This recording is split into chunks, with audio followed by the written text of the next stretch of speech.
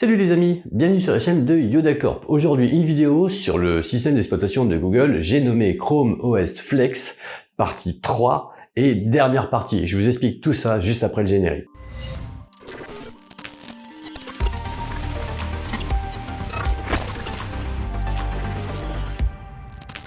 C'est Fabien de la chaîne Yoda Corp.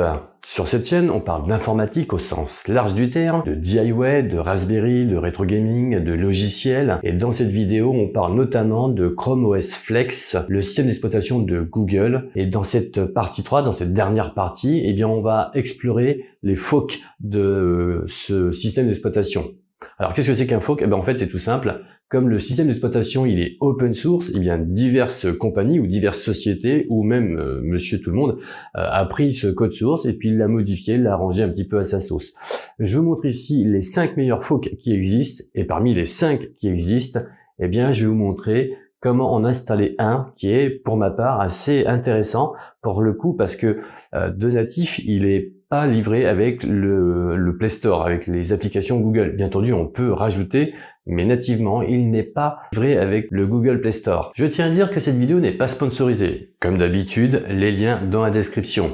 Et puis, n'oubliez pas, si vous n'êtes pas encore abonné, abonnez-vous à cette chaîne. Et puis, si vous l'êtes, mettez-moi un pouce ou tout simplement activez la petite cloche pour louper aucune de mes vidéos. N'hésitez pas non plus à partager cette vidéo, cela peut peut-être intéresser vos amis. Si vous avez des questions, n'hésitez pas non plus de me laisser ça dans les commentaires. Allez, c'est parti, je vous explique tout ça dans la démonstration. Nous allons installer un fork de Chrome OS, il en existe plusieurs, mais nous allons tester FideOS qui est destiné à la Chine. Il est donc déjà bien évolué. Donc là aussi, on peut soit l'installer sur un ordinateur ou sur une machine virtuelle. Si vous désirez l'installer sur un ordinateur, il faudra le logiciel Etcher, télécharger l'archive et le graver sur une clé USB grâce à Etcher. Les liens dans la description pour télécharger Etcher, vous l'installez et après vous pouvez graver l'image sur une clé USB.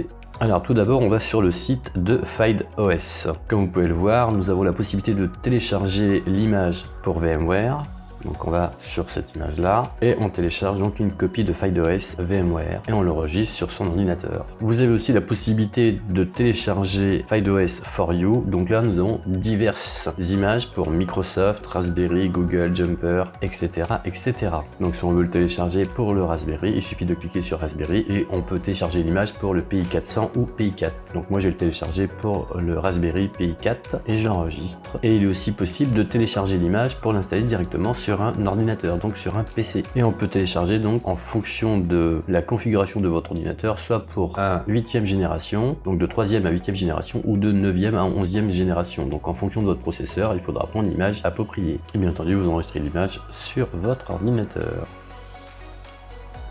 Il faut savoir que FideOS est complètement gratuit pour VMware et PC. Par contre, pour FideOS for You, donc pour différents systèmes, notamment le Raspberry, il est gratuit pendant 90 jours et après c'est 13 $ par an. Je n'ai pas encore testé la version pour Raspberry, je le ferai ultérieurement et si toutefois ça vous intéresse, laissez-moi un commentaire et je vous ferai une vidéo sur l'installation de FideOS sur un Raspberry. Maintenant nous allons sur le site de VMware et on va télécharger donc VMware Workstation Player. VMware est entièrement gratuit, donc là vous sélectionnez la version, vous allez dans To Go Download.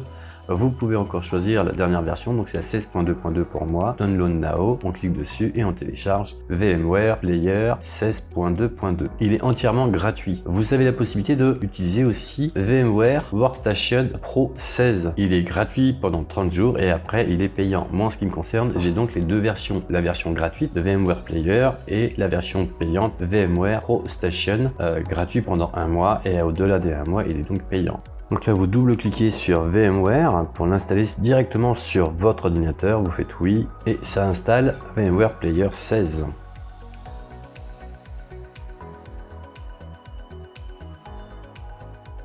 Vous faites Next. Vous acceptez et vous faites Next. Next, Next, Next. Installe. Et le logiciel s'installe.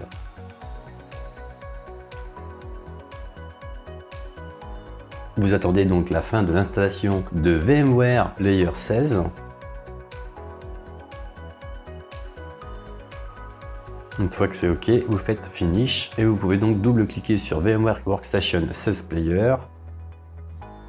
Là, il vous demande si vous voulez l'utiliser gratuitement ou si vous avez une clé d'enregistrement. Moi, en ce qui me concerne, j'utilise gratuitement. Donc, vous faites continuer, il ne vous touche à rien. Vous faites finish et ça lance Workstation 16 Player. Là, dans la démonstration, je suis passé sur Workstation 16 Pro, mais c'est exactement pareil. Vous cliquez simplement sur importer une machine, Open a Virtual Machine. Donc, que ça soit dans Workstation 16 Pro ou dans Workstation 16 Player, c'est exactement pareil. Ouvrir une machine virtuelle, donc Open a Virtual Machine.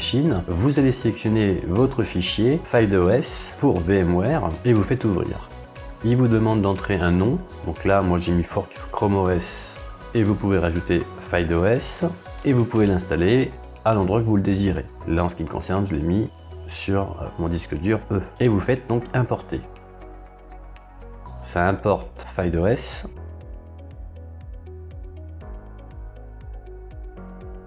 Vous cliquez sur Edit pour éditer la machine virtuelle. Et donc là, vous pouvez voir que vous pouvez rajouter plus de processeurs, plus de mémoire. Le network, vous laissez en NAT. USB, vous cliquez sur Show All USB, Input Device, et vous mettez en 3.1. Display, vous laissez tel quel et vous rajoutez simplement la mémoire pour la carte graphique. Moi, j'ai mis au maximum, c'est-à-dire 8 Go recommandé, vous faites OK. Là, vous faites Power on Virtual Machine et donc là, ça lance la machine virtuelle de FidoOS. Vous arrivez donc sur Choose a Language a Keyboard. Donc pour ma part, moi j'ai mis en langage français. Et en clavier, j'ai donc mis français. Et vous faites OK. Là, vous arrivez sur premier pas. Vous cliquez sur premier pas. Vous avez la possibilité d'installer FidoOS ou de l'essayer d'abord. Full disk installation, vous avez aussi la possibilité de faire un multi-boot installation. Donc là, on va d'abord cliquer sur essayer d'abord, vous faites suivant. Chargement en cours, accepter et continuer. Là, il n'y a pas besoin de l'installer puisqu'il est déjà installé, sachant que c'est une image de VMware. Là, il est important de pouvoir mettre son numéro de téléphone. Et oui, il faut mettre votre vrai numéro de téléphone. Donc là, vous créez votre compte. L'adresse email, vous mettez votre adresse email, le nom, le prénom, password, et bien entendu, pas oublier de mettre le nom, prénom et le nom que vous préférez. Là, vous mettez votre numéro de téléphone et c'est important de mettre votre numéro de téléphone. Voilà, vous avez la possibilité avec votre téléphone de, de flasher le code barre qui va vous rediriger pour pouvoir avoir les informations nécessaires pour activer FidoOS. Moi, en ce qui me concerne, j'ai le logiciel Telegram sur mon téléphone, donc j'ai reçu ça via Telegram de FidoOS, le code de confirmation. Si vous ne l'avez pas, vous allez donc le recevoir par SMS. Je vous montre la copie d'écran de ce que j'ai eu sur mon téléphone. Donc sur Telegram, j'ai bien reçu FidoOS Concierge Bot, donc c'est un robot qui va vous envoyer, donc moi je l'ai flouté, mais qui vous envoie le code qui va vous permettre, donc j'ai pas flouté le code, pardon, j'ai flouté mon numéro de téléphone, qui vous envoie donc le code qui va vous permettre de finir l'enregistrement de FidoOS. Et il faut absolument vous enregistrer pour que ça puisse fonctionner.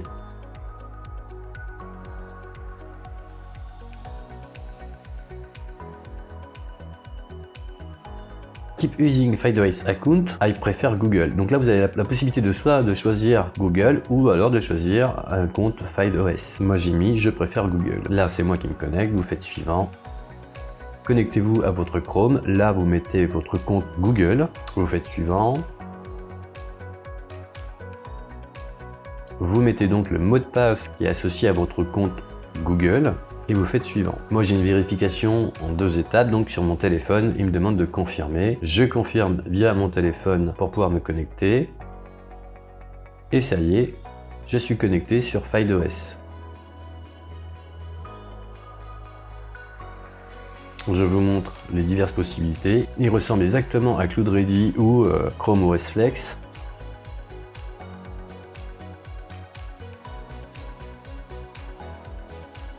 Vous avez la possibilité donc de personnaliser, de modifier aussi l'image qui va vous permettre de vous connecter, le fond, les applications, etc., etc.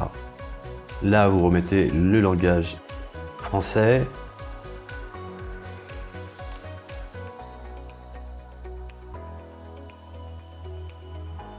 Fatalement, ça reboot la machine, vous mettez votre mot de passe, et là, c'est le mot de passe de votre compte Google en fait qu'il faut mettre.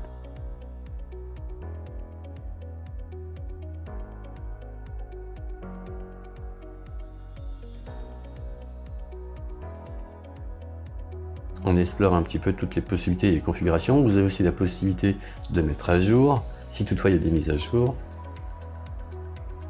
il faudra aller dans About FideOS.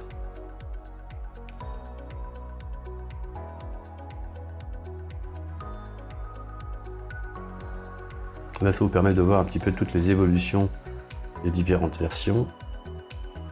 Donc About FideOS, rechercher les mises à jour, et s'il y a des mises à jour, il va les installer automatiquement. Après chaque mise à jour, il vous demandera de rebooter la machine.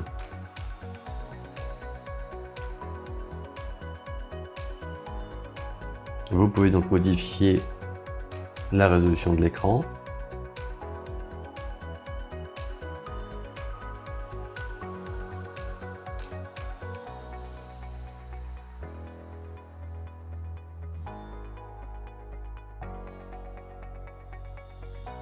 Vous avez donc accès à vos fichiers et bien entendu vous aurez aussi accès, vous allez avoir accès aussi au système de cloud de chez Google.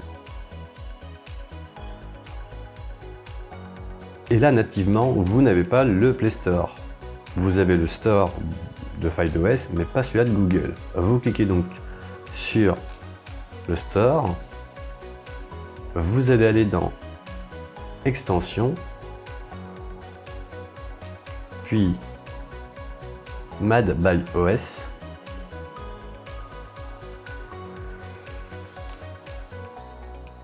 Alors là, je vous montre un petit peu toutes les applications qu'il est possible d'installer.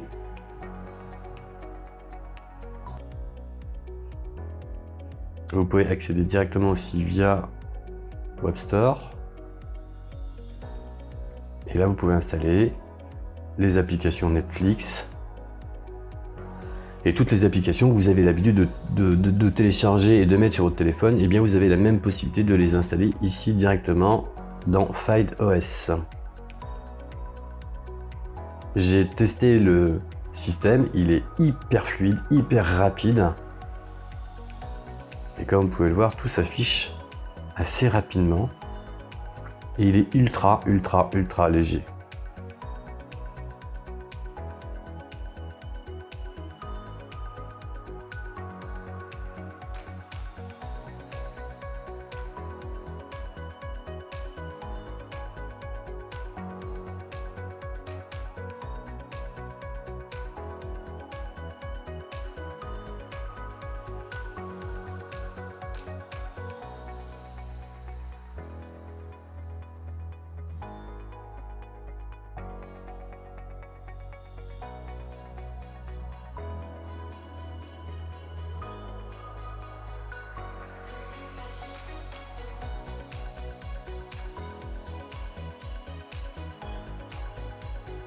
Maintenant, si on veut installer le Google Play Store, il va falloir aller dans Store de FideOS, cliquer sur Mad by FideOS, configure Open Gaps, donc vous cliquez dessus, vous ajoutez et vous installez. Open Gap se télécharge, puis s'installe.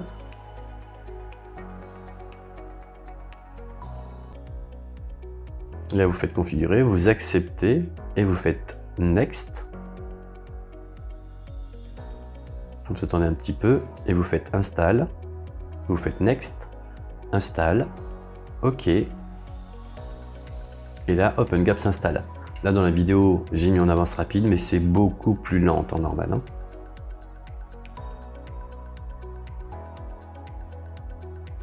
Une fois que c'est complètement installé, vous aurez donc accès par la suite à Google Play Store. Il faut donc rebooter la machine, vous rebootez, vous remettez le mot de passe qui appartient à votre compte Google. Et là, cette fois-ci, attention, magie, hop là, l'application Play Store vient de s'installer. Vous cliquez dessus et là, vous avez accès à toutes les applications du Play Store. Là, il faut encore une fois de plus vous connecter avec votre compte Google.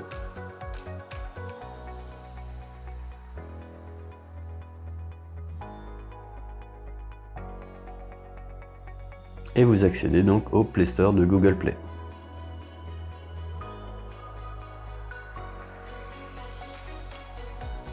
Vous pouvez donc installer les applications que vous préférez, Amazon Prime Video, Molotov, etc., etc. Les mises à jour de vos applications.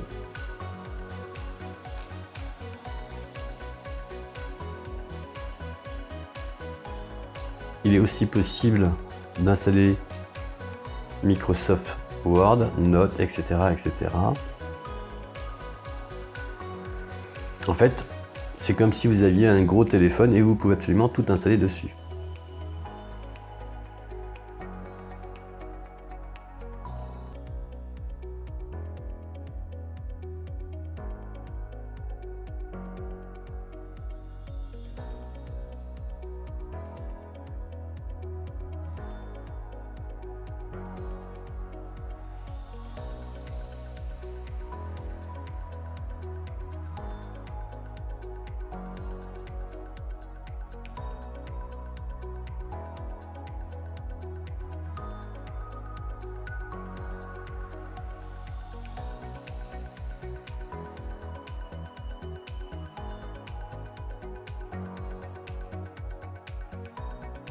En conclusion, je trouve que les forks sont assez intéressants. Ça permet d'avoir une approche différente de ce système d'exploitation de Google, c'est-à-dire Chrome OS, Flex. Dites-moi dans les commentaires ce que vous en avez pensé. N'hésitez pas à vous abonner à cette chaîne si ce n'est pas encore fait, d'activer la petite cloche pour louper aucune de mes vidéos.